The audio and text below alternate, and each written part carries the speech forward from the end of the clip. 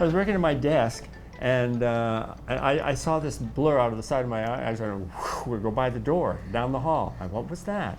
It looked human. So anyway, I stood up, went and looked, and there was Gary down there all hunting for the right door to go in. And I said, "Who are you?" And he says, "I want to be an animator." And I said, "Well, we all do." But anyway, that's what we met. And we started going for bike rides around the studio during break time and getting acquainted. Pretty soon we found out that we had the same kind of ideal, which was we wanted to make the animation thing the way we remembered it when we saw it as children.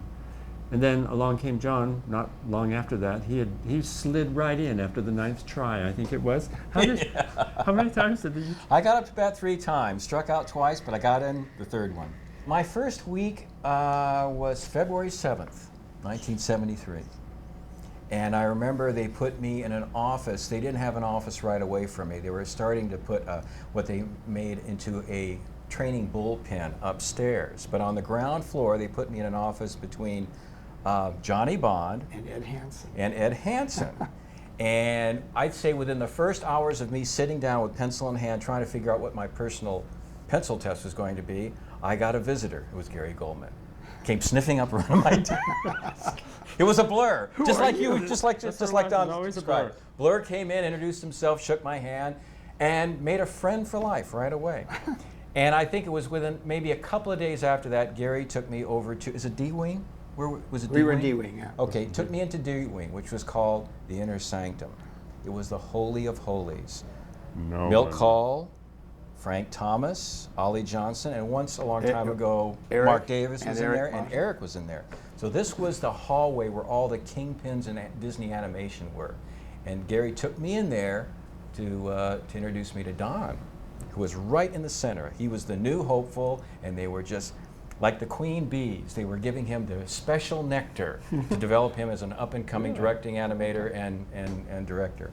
So I got to meet Don for the first time, and it was just a solid friendship, a solid bond happened. Yeah, while we were working on Banjo, we were also making movies during the day with Disney. Over at Disney. Like when we started Piper, we were still on the Robin Hood. Robin Hood, Right. that's when you and I met, Yeah, Robin Hood. and then we were finishing Robin Hood when you came on board. And So then we started- did Robin Hood, and from Robin Hood we went to Winnie the Pooh and Tigger 2. Yeah. This is the Tigger Man. And Yeah. then from Pooh to Rescuers.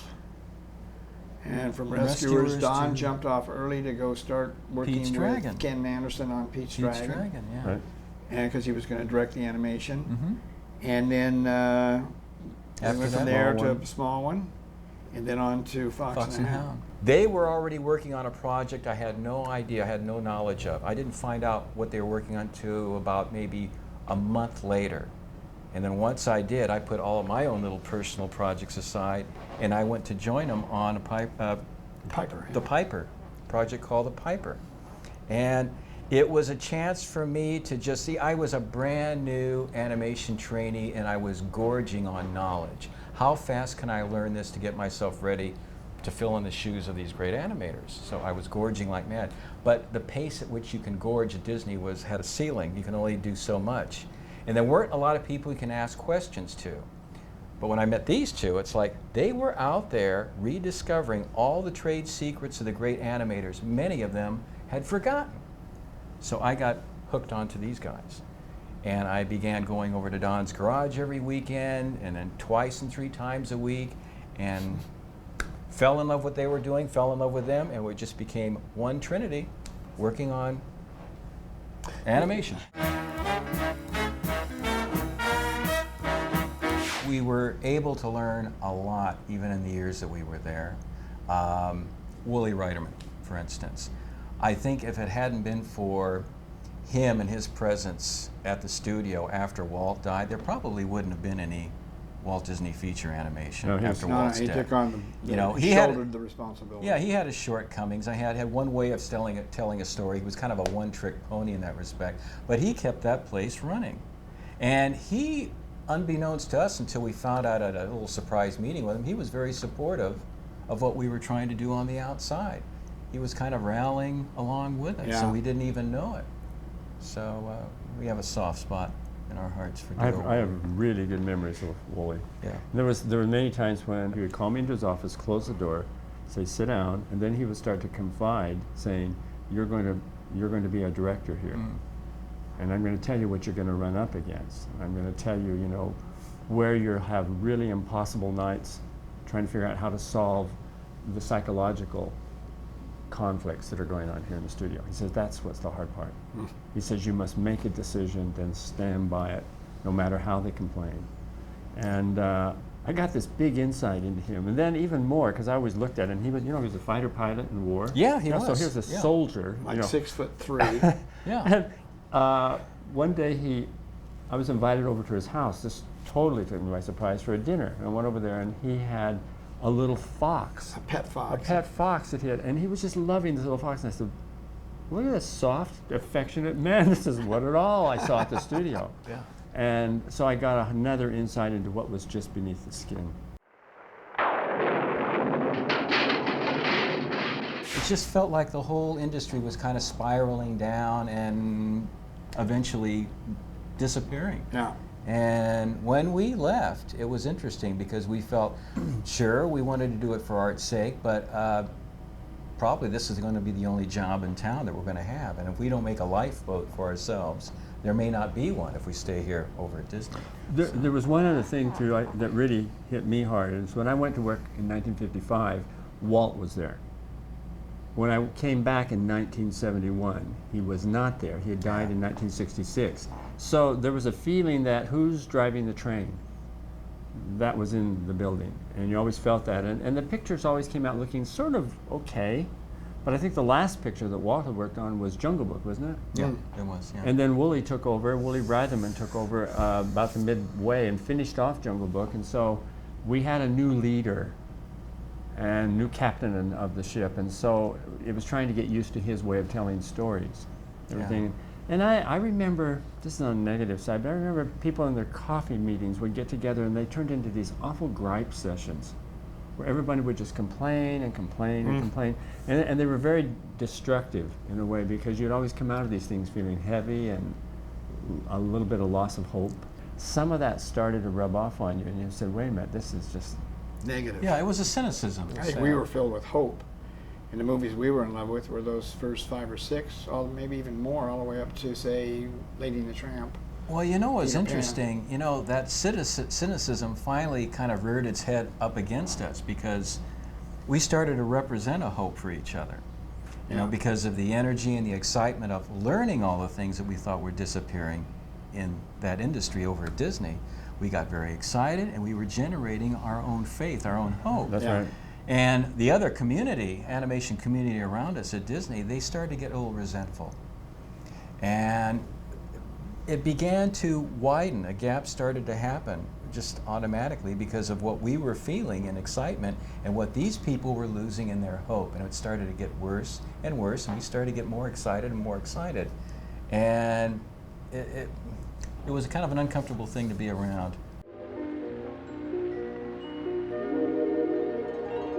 Jerry, when did we start on the Banjo That's project? when it was right after we showed the Piper we had 20 minutes of Piper done with about 400 feet of animation, and we showed it to John Lounsbury and his wife. And it was like when you take your scene into a seasoned animator and put it down and ask him to look through it. So I can't really get that. I can't get the eye, the muscles around the eye to really look right. Can you help me? The moment they look at it, you don't even let them put the pencil away. I see it. And you grab it and you take it off. Well, we showed Lounsbury this thing, and we're standing in the back of Don's living room, And you can showing see all that the flaws. clickety-clack projector in the bedroom, showing through the window, and we knew from the get-go this wasn't working. It was football highlights. And this movie would have to be opened up, and it was going to be a feature, not a short subject. So that's when we decided, we need to choose something short that we could do, say, in a year. And that's when you and your brother Toby came up with the idea about the feral cat in the backyard. Why don't we do something simple like that? It's just a little kind of farmyard story about a little boy that runs away from home. And we started thinking we could do it in a year. 4.5 years later, we finished it.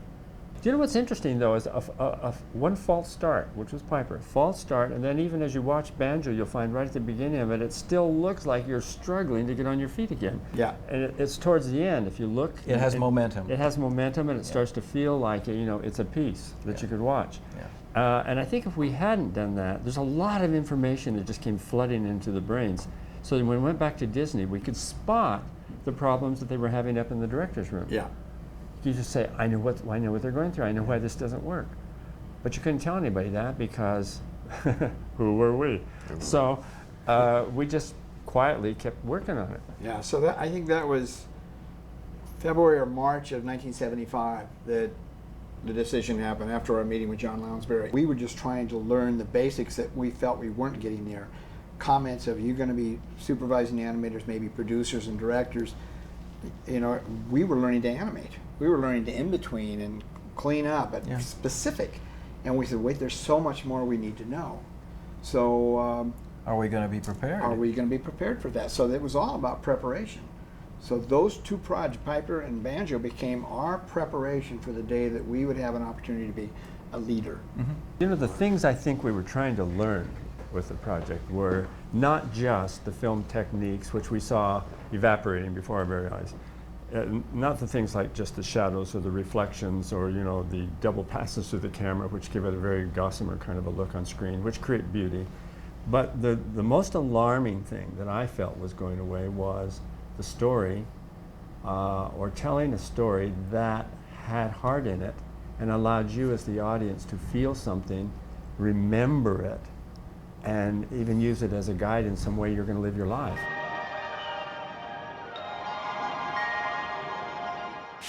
We made Banjo in my garage for one reason: it was cheap.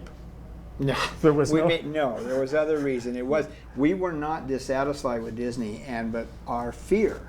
We were told by Don Duckwall and Ed Hansen that we had about 5 to 6 years to figure it out, because then the last of the 9 old men would be retiring, and that we started thinking, my gosh, they say it takes 10 years to become an animator. How are we going to figure this all out in 5 or 6? So Don's suggestion was, hey, what if we made a project in the garage? And that's why we started the Piper. Well, there was another reason. There's another reason, because Disney was a union house. We couldn't touch any of their equipment to experiment. Not Because even plug it in? No, we couldn't even plug the Moviola in to look at what we were doing, or use a cutter or anything, because it was all union, and we were not in that union. So we said, if we went out and bought our own equipment, bought our own Moviola, bought our own cutters, bought everything, our bins, things to hang the film, we said no one would dare saying, don't. So we would then be able to just freely move about the room and discover things. And so basically the garage was a sanctuary. A school. All of our learning is only going to do us any good if the higher-ups will accept what we're trying to make happen. And there was a ceiling that we kept hitting. He kept hitting it. If you wanted to make a product better, you had to convince them to try harder. And I don't think they were willing to do that. No, and it got to the point where we were constantly faced with the ideas, are we putting new wine in old bottles? Right. Yeah, I remember right. talking that. And so 79 was the determining year where we decided we're going to have to go out on our own. We can't make it happen here because we're surrounded by an executive command that isn't willing to try out new ideas. Not only that, they weren't willing to spend the money for the new. I remember they kept saying, we need to not cheapen it, but they need to reduce the cost. And our philosophy was, no, we need to inspire. If you can inspire, people will perform better. And you can't inspire when you're investing. They wanted to do the same old routine, the same tried and true type of picture that they've been doing for the last 25, 30 years. And that was very debilitating to us, very debilitating to Don, because he was advancing and he realized there was an element up there he'll never get past. And so once he realized that and he passed that on to us, we realized we better make our own life raft happen. I don't think it's going to be happening here. What we're serving here is to try and create as much beauty as we can on screen, which will enrich a lot of people's lives out there. And if we can do that, I think that's where I feel that I will have helped succeed. But I think to keep making the same picture over and over again, which is a reflection of a reflection of a reflection, the pictures were then diluting themselves. And the strong stories that were Walt's strength because he told stories that had a little bit of bite in them, and they stuck with you. Bambi, certainly, the killing of the mother and all of that, you simply said, but without killing the mother, would you remember that? As we compared to things that we were doing at the time at Disney, like Fox and the Hound, and I think we were working on Fox and the Hound by then, but we were going, this isn't what we love about here. We love Pinocchio, we love Snow White and Bambi, Dumbo, you know, and pieces of Fantasia, Peter Pan, Cinderella. I mean, as a male, I still cry when I see that dress being ripped off of her by those stepsisters. We were learning as fast as we could to get as good as we could, to take up where the classics left off and take it on to the next level, wherever that might have been. But you know what? It was a difficult time for us. It was a difficult time for the old guard that was there. They had never gone through anything like this, where they had to hand over the mantle and the reins to a new generation of artists that were taking over. How do you do that?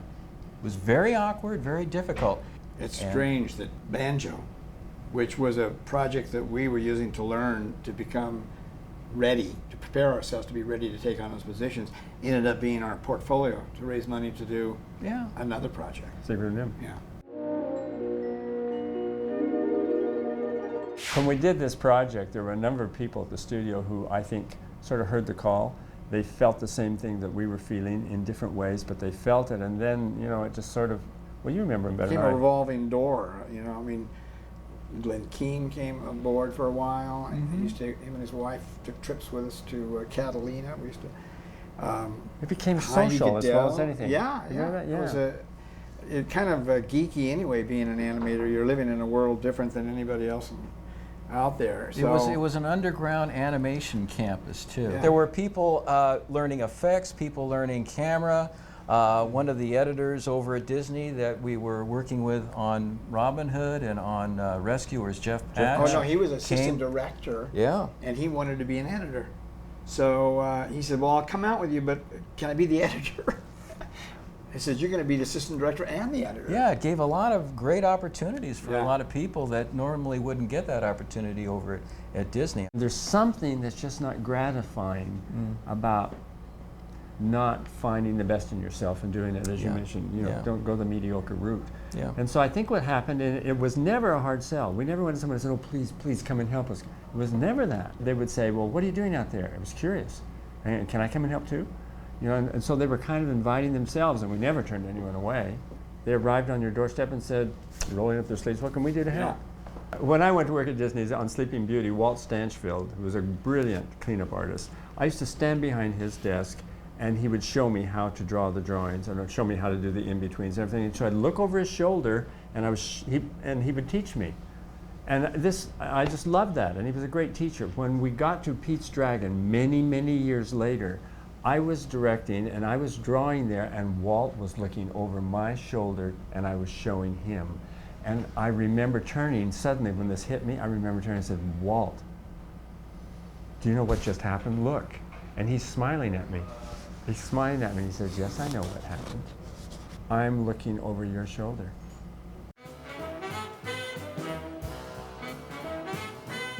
You tell the film in several ways. You tell it with story sketches and storyboard and a story reel. You tell it in color, you tell it in animation, you tell it in music, and you tell it in post-production.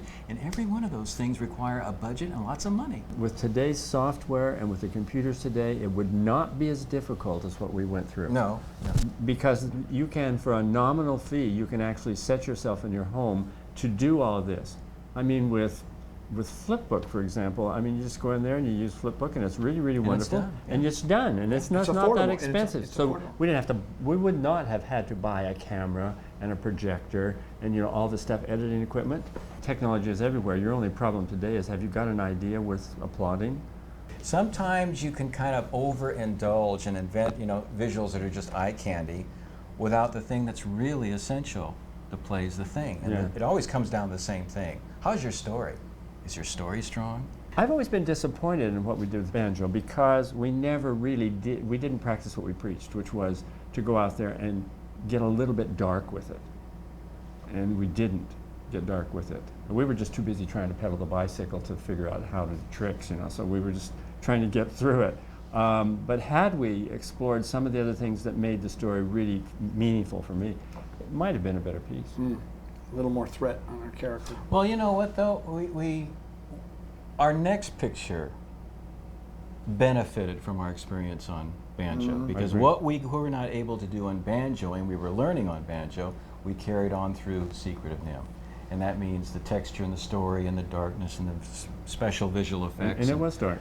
Yeah, we had some nice dark moments. We made sure we got them in there because we knew in the weave of the fabric of storytelling, it was essential to take the audience down before you bring them back up again. We got a chance to do that. Yeah. Cell painting was an issue because everybody that was coming by were animators or in-betweeners or assistants. So when we got to that side where we were going to have to start cell painting, we started to do it ourselves, but we couldn't do that and keep the other part going. So we started asking friends if... I had a neighbor. You had a neighbor, Edna. Yeah, Edna. Edna. Yeah. Edna would come over and say, "I've got any cells for me today?" Yeah. I'd give her cells and she'd go paint them, and we'd pay her a pittance for what she was doing, but she loved it. She absolutely loved it. She had nothing to do during the day, and so... We ended up with like 26 people coming by and picking up cells, and people painted right all the... At the end, we were all painting cells. You know, we were painting cells. I remember doing ink, hand inking. You were inking. Because I had a fantasy, I wanted to be an inker. Background painting, story sketch coloring, layout, planning camera moves. I mean, every one of us did a little bit of everything. It was kind of, it was a neat experience because what we were trying to learn required that we get a taste of all those, so we knew how the studio ran in concert, how to get the flow from one department to another, and you learn that by doing it. When we went on to Pete's Dragon, that was a unique experience because whereas we were never able to convey verbally to management, the things that we had learned, suddenly we were given this project, Pete's Dragon, and said, all right, get it done in a phenomenal amount of time, a very small amount of time, and not a whole lot of money. And so all the little tricks that we had explored for the last 4.5 years suddenly were suddenly there. And we could actually do it. I remember you coming in my room several times. I can't believe how Banjo's prepared me for this. Yeah. And it was flowing out of him.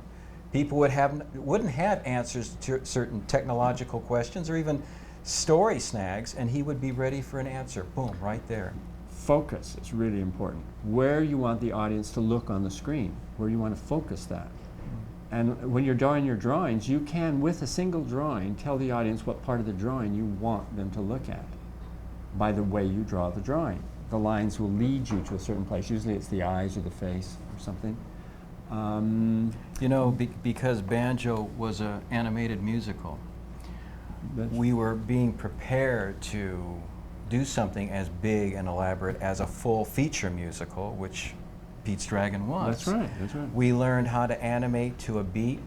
We understood pacing, and I'm just talking about in an animated scene for me. There were scenes, there's a scene that we just saw where Papa Cat is running on a pan after Banjo. He's been chasing chickens. That very scene helped me get through a long, incredibly intricate, difficult pan with Elliot running with the boy and then dancing. There would be no way I could have done that scene without the previous Papa Cat scene as my experience. When it came to storyboarding, Don had the most experience because he'd been a layout man at Filmation. He would sketch them out, and John would actually, in many cases, clean up the story sketch, and then he'd shade it and actually take it to full color sometimes. We gotten down to kind of a system where you would rough everything in pencil. They served not only story sketch, they served as layout, pose test for the animator, and then eventually a color sampler or a color sketch for background and lighting and effects. So we got multiple uses out of that. But we got it down to where you would go out and map everything out in pencil and then hand me a whole stack, and I would go in and close in lines with Pentel marker and then put a little shading in there with pastels. Weekends, even during the week, working till midnight or 1 in the morning, and you'd be covered in pastels. We would look like Welsh coal miners. Black hands with chocolate. Yes. Except, John always made me look good because some of the drawings I handed him were definitely done at 3 in the morning, and they didn't. It was all there. It was all there. So the boarding was, to me, And I think this is still true. Directing is storyboarding. You get a lot of the I do direction too. kind of laid out for everybody to see. It's a visual. It's not saying words. You actually can see the picture. You see what the director wants to get. And if it's not the director boarding, then the board artists are going to get it, and the director's going to either approve or give them new direction. So it has to be, it's a visual medium. It's an art form, and it has to be done through the boarding process. There's so many different approaches to storyboarding too. The approach more recently has been to spitball an idea, which means that you're going to stick figure it in a way, and something you're just getting the gag or the idea down. That's one way of going. Another way of going is to draw the boards, the storyboards, each little panel, to draw it like what I want to see on the screen. This So- is like Bill Peet or Ken Anderson Correct. when they were doing the boards. Correct. So if you draw, the more you complete, you make that, the more it opens up vision for the whole team of workers, and they can all say, "Oh, that's what we're trying to make." Okay, but if you look at just an idea, a concept drawn with stick figures, you still don't know what we're all trying to do. So I've always been very much in favor of nailing as much as you can, and then being flexible enough to wad it up and throw it away if it doesn't work. It takes courage to take a beautiful drawing and wad it out. Oh boy, does it. Yeah, and I think different directors there at Disney, even Wooly. You went to more story meetings than I did, but the morning to watch Wooly go over there, take a drawing that somebody had really worked on, and take it, fold it over, stick a pin in it, or even pull it off the thing and throw it on the floor, really discourages somebody from making that extra effort. So we started seeing more and more stick figures. And I remember the day that we discovered the Bill Peet and Ken Anderson sketches from Song of the South. Oh, they're gorgeous. Oh, Unbelievable. Oh. It looked just like it was from the movie. Brer Bear and Brer Rabbit, they're all drawn on model in great poses.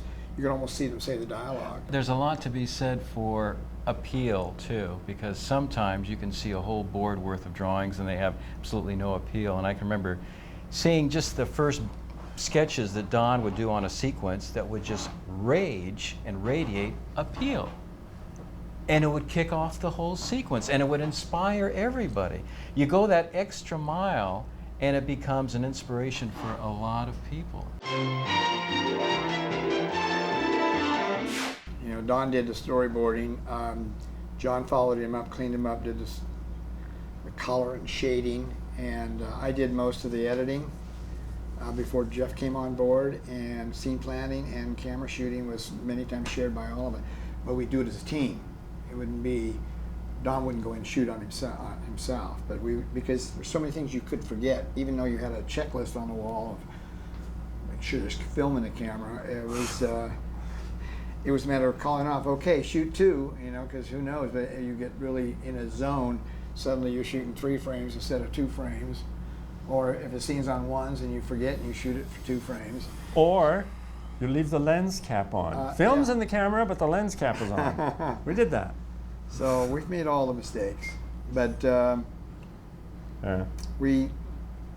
we shared a lot of different responsibilities. But that film thing was a big deal, and also handling the magazine and changing film and putting it in a black bag and taking out the part that's been shot and cutting it off so that nothing exposes the remaining film that's there. I mean, there's so many little things that we would have never known sitting at that desk at Disney and doing our animation. We had to record voices, and we were never involved or invited to the voice recordings that they directed at Disney, unless you did. Did you go to some of those with Wooly? I remember Rescuers going over and watching Ava Gabor doing some of it. We always were watching. We were never doing. Yeah. You have to know what you want and how to verbalize it to your actor. You don't want him mimicking you. You want it to come from him. But lots of times the actors, like Scatman, if they read your script, they tune right into where you're going. Oh yeah. Well, And they'll bring a performance. Scatman was like Dom DeLuise. He'd almost direct himself. Yeah. He'd give you Oh, yeah. 12 premiere takes, and you just sit there and go for the ride and just say, that sounds good to me. And then he would be, well, let me give you 12 more, and they'd all be gold. There's another thing, the sound recording, what we've learned too. Nowadays, the system, once again, I think has sort of hurt us all, because the system is to build a work reel or an animation reel that has all the definitions of what you're going to make, so that everyone can okay before they spend the millions and millions of dollars. In so doing, the real voice talent doesn't always go out and record, but ringer voices go out and record, and you put the track together. Then by the time you bring the real talent in that has all the ability and the talent, you're trying to ape what you've made before because it's been okayed. And so you're trying to get the actor to almost loop what some other less talented actor has created. That is a huge mistake. It seems like if you take the talent, like, well, in Anastasia, when we were working with Meg Ryan and John Cusack, and you brought the talent in that was going to do the voice, they bring to the table something you can never predict, and things that you can't plan it, because it's their experience as an actor, which is way, way, way better than some director can come up with.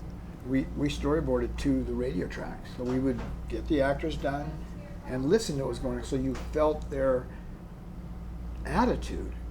You could even, when you draw the character, you're drawing to what he's saying. So if you storyboard it to a script and then you go off and you get the actors in, it's going to change everything. An example is the first time we recorded Dom DeLuise, it blew us away. We figured we'd be like the book, 2 chapters that had Jeremy the Crow. Yeah, that's probably what he'll be in there. But once he laid down his tracks, we went, no, this is our clown. He was, And he ended up in 7 different sequences. I remember a discussion concerning Scatman, because after we had our first recording session after him, we got very excited about that personality of Crazy Legs explored in more of the picture. And you started writing the little sequence where he goes out on the ledge and has the prayer. Right. It just, so many things fell into place. It's like as a result of that. One thing inspires the next. Yeah. The script something can inspire kind of a domino.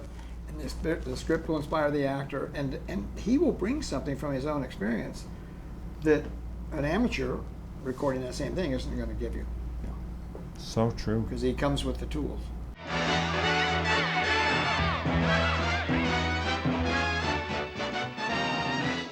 The songs in Banjo actually were sort of forced into existence because we didn't have the money to go hire a top-notch writer. So I played a little piano, and I've heard a lot of music all my life. So to save money, I went in and tried to write some songs, and then the lyrics also. So they're not really what could have been, but they got us through it, and that wasn't the exercise. It wasn't about writing hit songs. The exercise was more about animation. That was our focus. But I'll tell you one thing, when we went to the recording session, when the orchestra was there and they started playing arrangements of these simple little tunes, I was thrilled to death. Because I never had that experience of seeing something you had written just suddenly turn into something beautiful.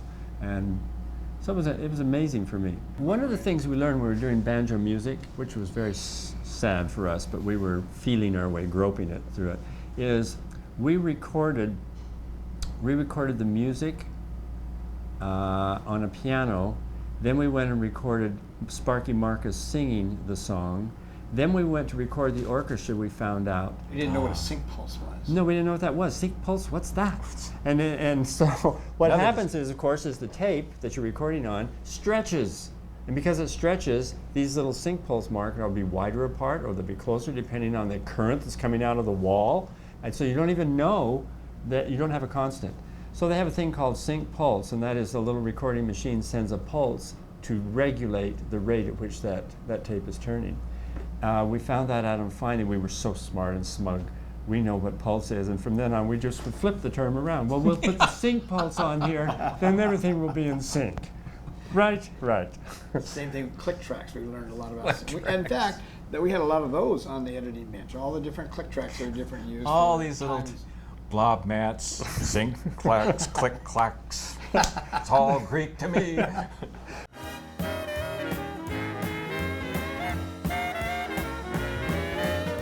There's something wonderful about discovery, you know, and it's fine enough for somebody to give you a little manual and say, well, just memorize all this and you've got it, but that doesn't require you to actually do anything to earn the information or to earn the reward.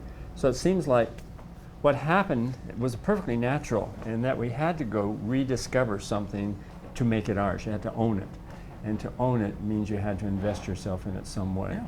Without that, and I think it works on any level at all, any kind of education, you have to earn the information and then you value it. And we wouldn't have valued this if we had just continued to parrot everything we heard. Being able to do so many tasks, learn so many tasks, was was probably the most interesting. I mean, not only were you there to animate, but we learned every phase of making an animated film, and it was very, very hands-on.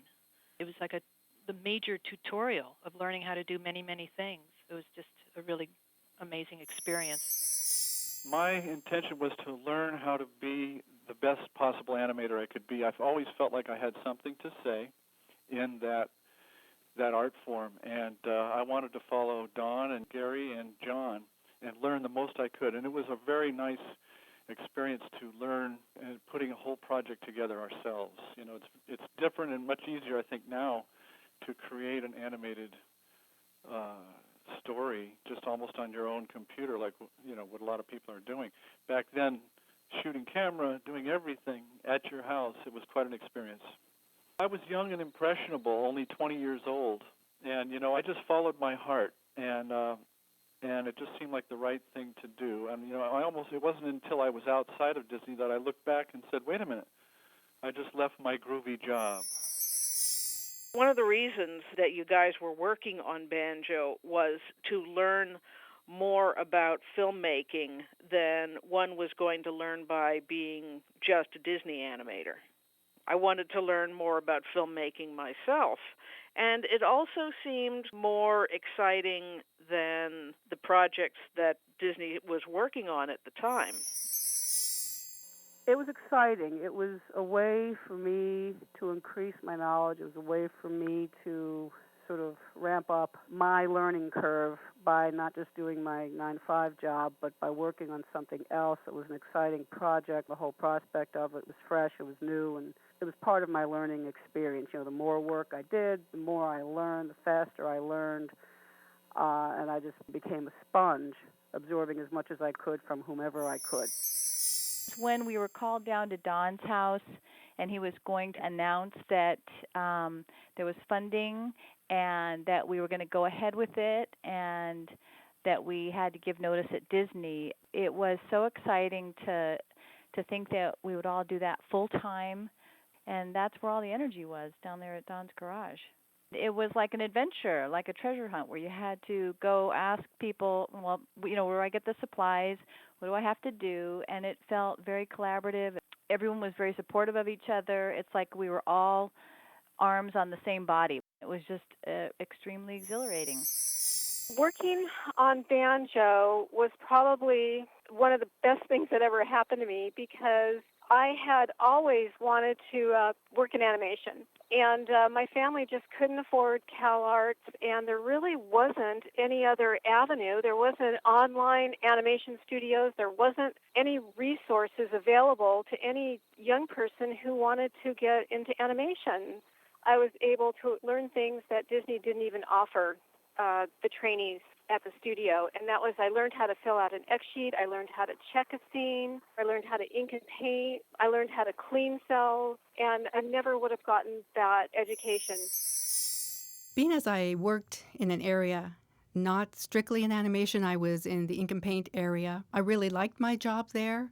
I liked the people I worked with, but it wasn't so much a matter of the difficulty of having to leave Disney. For me, I think it would have been difficult if I didn't go, because I would have regretted it if I didn't take advantage of that opportunity. At Disney, again, you are in one department, and the chance of moving up in it would take quite a while. And I was given my own department with working on Banjo and the subsequent films after that.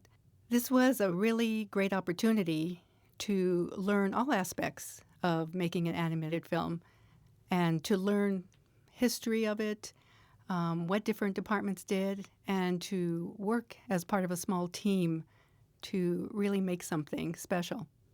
The trips that we took to Catalina were so much fun, and it really continued that feeling of teamwork and working with a group of young, talented people, having fun as well as working together. My favorite memory of this period of working with Don, lunchtime in Don's backyard. I remember Linda Miller with her cutting sarcasm and prodigious drawing ability. Don was always encouraging, playing the piano, and forever mixing paint. Gary was Mr. Humor and Mr. Organization. John Pomeroy's incredible drawing ability. All our portable radios and earphones, rubber band fights, driving early in the morning to get to Culver City and Don's garage to finish Banjo. Birthday cake with non-alcoholic bubbly every time one of us had a birthday. That was great. And we can't forget the parties at Gary's house. I just felt it would be a new chance to do the kind of animation we all wanted to do that didn't seem to be happening at Disney Studios. And, it was just a real adventure to step out of that big womb of Disney's and adventure out and try to do something special. Well, one of my favorite memories is that meeting that Ron Miller held, and after you guys had left, and he sat down at the table, and the first thing he said is, "Well, the cancer's been cut out," and I just thought that was such an amazing statement to make, and I have no recollection of much happening after he said that because I think it kind of blew my circuit. It was like a little family with a whole bunch of brothers and sisters. There was a sense of mutual purpose. There was a lot of playfulness. The idea came about for everybody to go to Catalina as a group getaway. The Bayview Hotel, and those trips were so much fun. I have so many happy memories of that, of having the cookout next to the hotel. Don was a great teacher, and I felt that working with him on Banjo would take my skills to the next level. It was important to me to have a connection with a group of people that had a common purpose. And I thought it was exciting, and I thought that what we were doing was unique. It's like a company like Disney was this grand oak. Right. We're a bunch of acorns that fell off the oak. Right. And we've got a bunch of acorns that fell off of us that are out there doing it today, It was just so much talent. I mean, just so much talent you guys uncovered, that's gone on to open other studios. And, so it just, the ripples of the pond keep moving out, even now, It's a wonderful thing that there's the 3D has blossomed so, and that Disney's been and Pixar has come along. It's a wonderful thing that all these different people now are adding to what could be a real expanding opening of a curtain and letting the light in. And that, I think, was probably our desire in the first place.